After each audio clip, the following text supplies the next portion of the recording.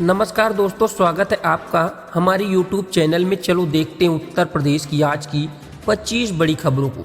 उससे पहले अगर आपने अभी तक हमारे चैनल को सब्सक्राइब नहीं किया है तो चैनल को सब्सक्राइब करके बेल आइकन प्रेस कर दें, जिससे हमारे द्वारा दी गई हर जानकारी आपको सबसे पहले प्राप्त हो सके। चलो देखते हैं सबसे पहली खबर को। बीजेपी में नया युग, राष्ट्रीय अध्यक्ष पद के लिए नितिन नवीन ने किया नामांकन, निर्विरोध चुना जाना होगा तय। नितिन नवीन ने भाजपा के राष्ट्रीय अध्यक्ष पद के लिए नामांकन दाखिल किया है। इस दौरान अमित शाह, राजनाथ और नितिन गडकरी और जेपी नड्डा सहित कई वरिष्ठ नेता मौजूद रहे। पार्टी सूत्रों के हवाले नवीन ही एकमात्र उम्मीदवार हैं जिससे उनका निर्विरोध चुना जाना बिल्कुल तय है। वहीं अगली खबर है, महाराष्ट्र में भिवंडी में चुनाव के बाद बीजेपी विधायक और पूर्व मेयर के समर्थकों में हुई झड़प, पत्थर भी बरसाए गए।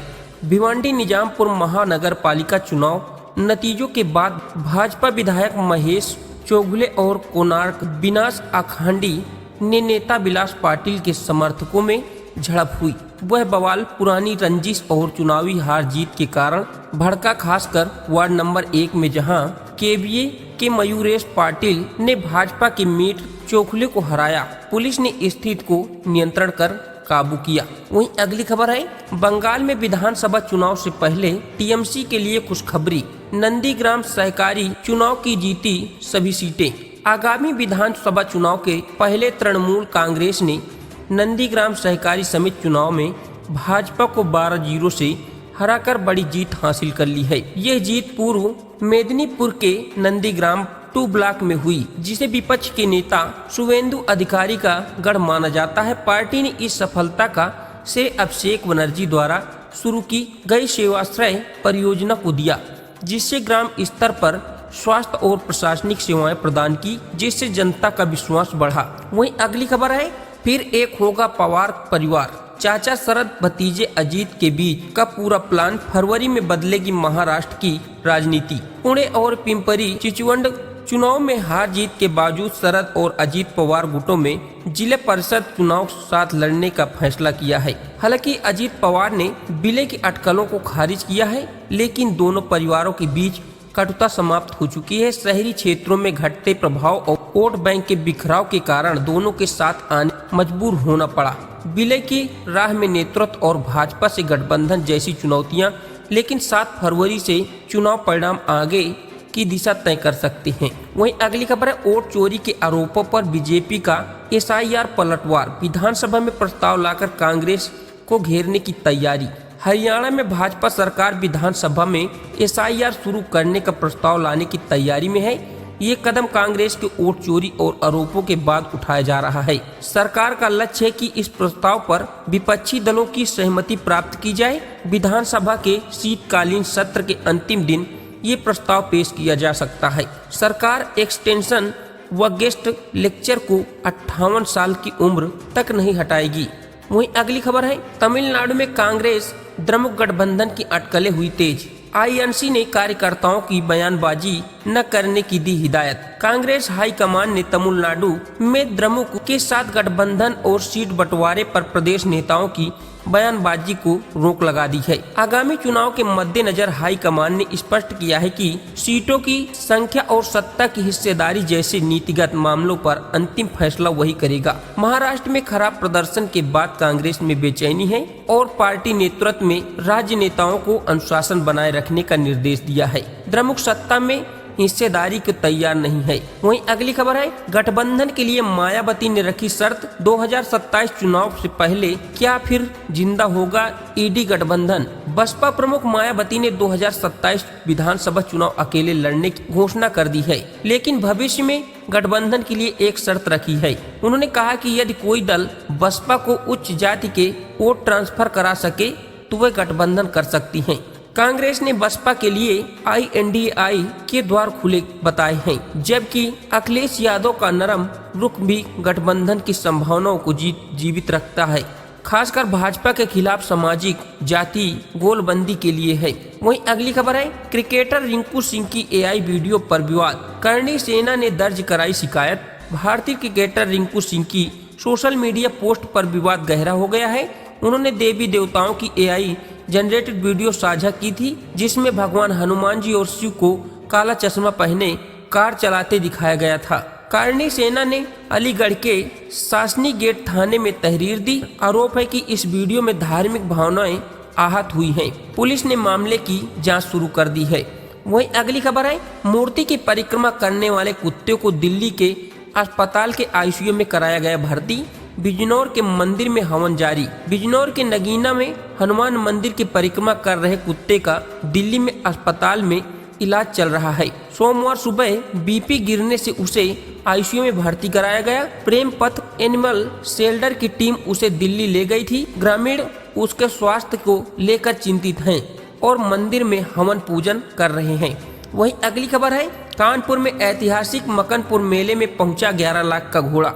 देखभाल में खर्च होते हैं इतने पैसे, सुनकर हो जाएंगे आप हैरान। कानपुर में ऐतिहासिक मकनपुर मेले में पशु बाजार की रौनक बढ़ गई है। मेले में हरदोई से 11 लाख रुपए का एक घोड़ा पहुंचा, जिसे देखने के लिए भारी भीड़ उमड़ रही है। ये घोड़ा अपनी कीमत और देखभाल के लिए चर्चा में है। 607 साल पुराना ये मेला उन्नत नस्ल में पशुओं के लिए प्रसिद्ध है, जहां बसंत पंचमी पर विशेष भीड़ होती है। वहीं अगली खबर है, पाकिस्तान की हवा से बिगड़ेगा यूपी का मौसम।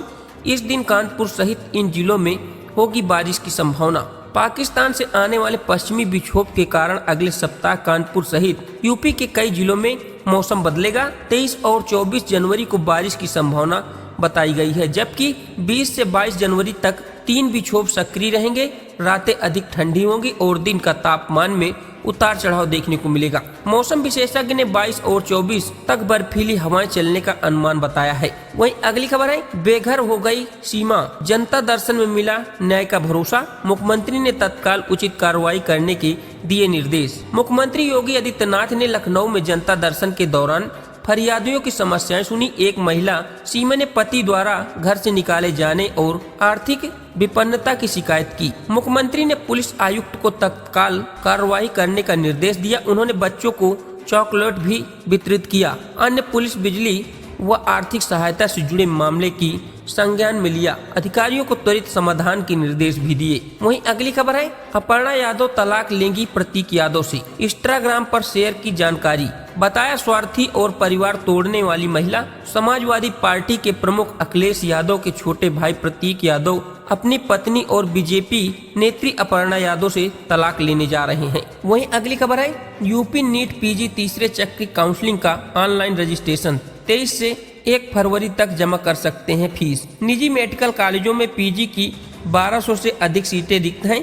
काउंसलिंग के लिए छात्र न मिलने के लिए कट ऑफ कम किया गया। इसके बाद काउंसलिंग की नई तिथि जारी की गई। वहीं अगली खबर है, यूपी के इस जिले में 3 लाख से अधिक डुप्लीकेट मतदाता सत्यापन शुरू। हाथरस में त्रिस्तरीय पंचायत चुनाव की तैयारियों के तहत 3.20 लाख डुप्लीकेट मतदाताओं का सत्यापन शुरू हो गया है। निर्वाचन आयोग के निर्देशानुसार 1295 बूथों पर 786 बीएलओ आधार कार्ड के जरिए ये जांच करेंगे। जो मतदाता आधार नहीं दिखाएंगे उनके नाम मतदाता सूची से हटा दिए जाएंगे। अंतिम मतदाता सूची 28 मार्च को प्रकाशित की जाएगी, जिससे चुनाव की प्रक्रिया आगे बढ़ाई जाएगी। वहीं अगली खबर है, बसपा का ब्राह्मणों पर फोकस। सोशल इंजीनियरिंग से 2027 विधानसभा चुनाव की तैयारी।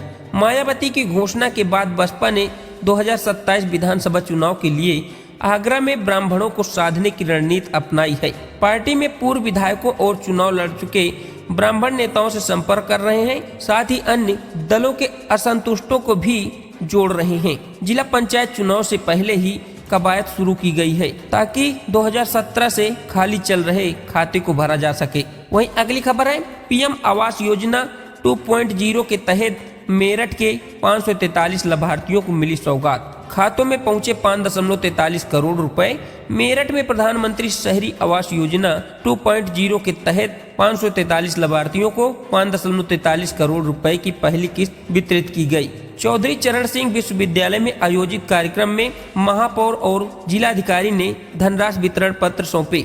लखनऊ में मुख्यमंत्री योगी आदित्यनाथ मुख्य कार्यक्रम का संजीव प्रसारण भी दिखाया गया। लाभार्थियों के घर मिलने की खुशी व्यक्त की। वहीं अगली खबर है, इंतजार होगा खत्म, बरेली में राजस्थान जाने वाले के लिए बड़ी खुशखबरी। 30 जनवरी से बदल जाएगा सफर का अंदाज। बरेली से राजस्थान जाने वाले यात्रियों के लिए सुनहरा मौका। 30 जनवरी से बरेली बंदी कुई पैसेंजर ट्रेन का संचालन फिर से शुरू होगा, जिससे बालाजी जाने वाले श्रद्धालुओं की सुविधा प्राप्त होगी। इसके अतिरिक्त 22 जनवरी से आनंद विहार हावड़ा अमृत भारत एक्सप्रेस भी चलेंगी। उत्तर भारत को बंगाल से जोड़ेंगी। सांसद छत्रपाल गंगवार ने इस 2 ट्रेनों को संचालन की जानकारी दी। तो दोस्तों, ये थी आज की 25 बड़ी खबरें। अगर आपको न्यूज पसंद आई है तो वीडियो को लाइक करके ज्यादा से ज्यादा शेयर करें। साथ ही हमारे चैनल को सब्सक्राइब करके बेल आइकन प्रेस कर दें। धन्यवाद।